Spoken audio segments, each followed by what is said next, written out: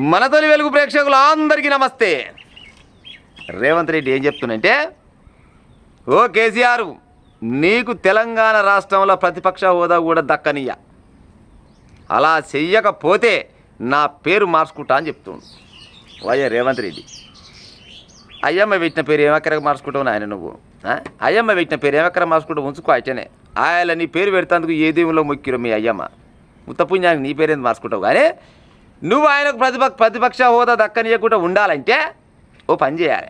ఏం చేయాలి ఈయనంటే, తెలంగాణ రాష్ట్రంలో బీఆర్ఎస్ పార్టీ దిగిపోవడానికి నువ్వు ఎక్కడానికి కారణం ఏంటంటే, నువ్వు ఇచ్చిన ఏదైతే హామీలు ఉన్నాయో చూడు, గా హామీలు ఒక 50% అమలు పరిచే ఉపాయం చెయ్యి. 50% నువ్వు ఇచ్చిన హామీలల్లో 50% అమలు చేస్తే తెలంగాణ రాష్ట్ర ప్రజలు ఆయనకు ప్రతిపక్ష హోదా లేకుండా చేసే పనాలు తీసుకుంటారు. నువ్వెందుకు తీసుకుంటావు?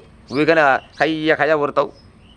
ఆ నరాలన్నీ తెగిపోయేటట్టు ఉత్తపుణ్యానికి బీపీ షుగర్ పెంచుకోవడం తప్పితే ఏమైనా ఉంటుందా? నువ్వు చేయాల్సిన పని ఏంటంటే, నువ్వు ఏదైతే ఎన్నికల ముందు హామీలు ఇచ్చినావో ఆ హామీలల్లో సగం వరకు అమలు చేసే ఉపాయం చేయి. తెలంగాణ రాష్ట్ర ప్రజలు చూసుకుంటారు. వచ్చే ఎన్నికల్లో నువ్వో నేనో చూసుకుందాం. కేసీఆర్కు సీఎం రేవంత్ రెడ్డి సవాలు.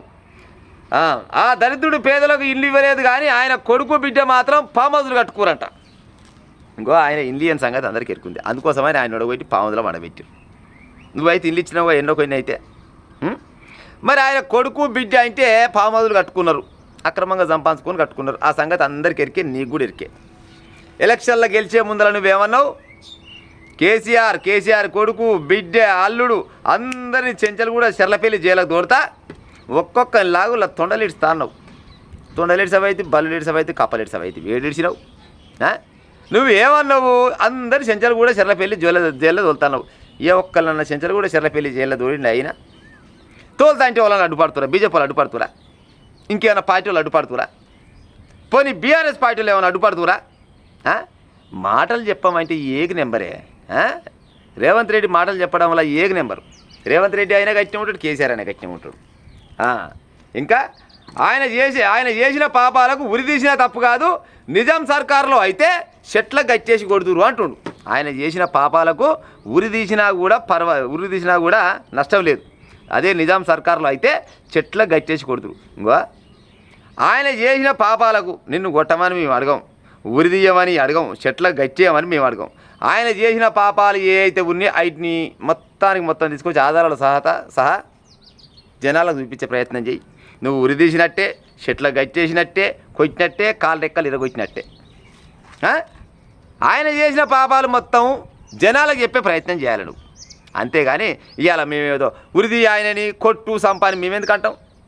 మన మూలం అంటే అందుకు 15 ఎంపీ స్థానాల్లో 15 ఎంపీ స్థానాల్లో గెలిచిన రాహుల్ గాంధీ ప్రధానమంత్రి ఏమైనా చేసుకో, అది కాదు దేశం ముచ్చట. కానీ రాష్ట్రం ముచ్చటకు వస్తారా కల్లా ఇవాళ ప్రతిపక్ష హోదా లేకుండా చేస్తా అని నువ్వు అంటున్నావు కదా.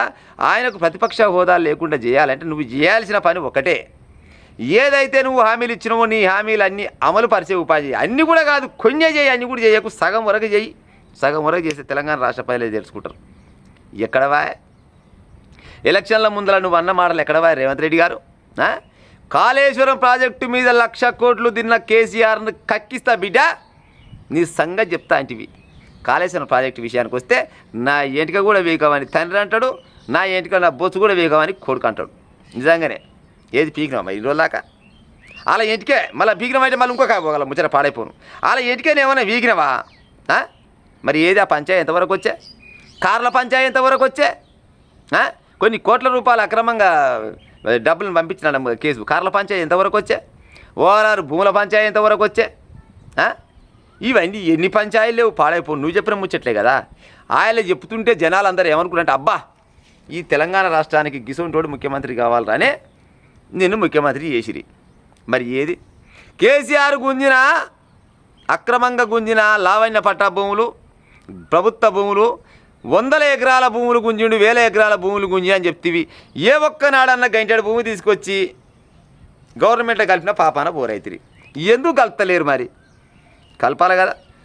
తెలంగాణ రాష్ట్రం మొత్తం అప్పలపాలైంది అని వెళ్ళి పెడితిరి. మరి అక్రమంగా గుంజుకున్న భూములను గుంజుకొచ్చి గవర్నమెంట్లో కలిపి సగం అమ్మే రాదురేమా? సగం అమ్మేసుకుంటే కాదా మన అప్పన తీరుతుంది కదా.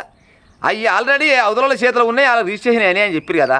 మరి అలా రిజిస్ట్రేషన్ ఎట్టయినా ఏం కథ ఆధారాలతో సహా చూపించి గుంజుకొచ్చి ఉపాయం చేయరాదు. ఓ పని చేయి, కేసీఆర్ మొత్తం పూలేమటి ఏం పడక కానీ మా తొలి వెలుగు ఛానల్ తరపున మన తొలి వెలుగు ఛానల్ తరపున మేము ఏదైతే సైట్లకు పోయి ఇది గవర్నమెంట్ భూమి అని అట్ట చాలా సైట్ల మీద పోయి చెప్పినాం.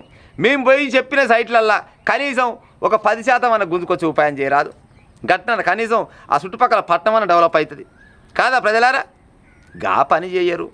ఎంతసేపటికి ఆయన ప్రతిపక్ష హోదా లేకుండా చేస్తా, నేను ఎలక్షన్లలో నీ సంగతి చూస్తా, నేను చెట్టు గట్టేస్తా, నీకు ఉరిశిక్ష పడాలి, నీ లాగుల తొండలు దూరతా. లాగుల తొండలు దూరేయలేదు, ఈయన దూరేయలేదు. ఉన్నరా అంతా ఉత్తముచ్చటే. ఎంతసేపటికి మైక్ దొరికింది కానీ ఇక ఆయన మీద ఈయన మీద ఆయన. ఈయన మీటింగ్ పెడితే గ్రౌండ్ వలిగేటట్టు జనాలు పోయిరు. నిన్న కేసీఆర్ మీటింగ్ పెడితే గ్రౌండ్ వలిగేటట్టు జనాలు పోయిరు. వీళ్ళిద్దరి మధ్యలో ఇంకొక ఆయన మీటింగ్ పెట్టినా కూడా పోతారు. ఏముంది పాడైపోయిన ఎండలు బాగా కొడుతున్నాయి. ఇక ఊరికే ఇంటికాడ ఉండి ఏం చేస్తాం అనుకున్నట్టు ఇంకా సల్లగాలు పోయినట్టు అంతా పైన మొత్తం పరదలే కప్పిరి.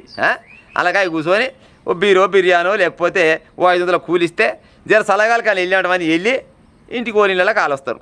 ఏం చెప్పారు మీటింగ్ అంటే వాళ్ళు ఏమంటే ఆర్మీ మీటింగ్ వాళ్ళ పని ఆలేదు, మేము ముచ్చడం మీది ఒకరి మీద ఒకరు చెప్పుకుంటే కానీ మరి ఏం చేసినాం? 10 సంవత్సరాలు వెళ్ళి ఆయన చేసింది చెప్పడు, 2.5 ఏళ్ళలో ఈయన చేసింది చెప్పడు. చెప్తాడా? ఎంతసేపటికి ఒకరి మీద ఒకరు గుండాలు వేసుకుంటే తప్పితే తెలంగాణ ప్రజలకు ఒరిగేది లేదు, వచ్చేది లేదు, సచ్చేది లేదు. ఆల్టర్నేట్గా ఇంకొక కొత్త పార్టీ వస్తే బాగుండు కానీ పాడైపోను ధైర్యం చేయలేకపోతున్నారు. మరి ఆ కొత్త పార్టీ ఎప్పుడు వస్తుందో చూడాలి మనం ఇక.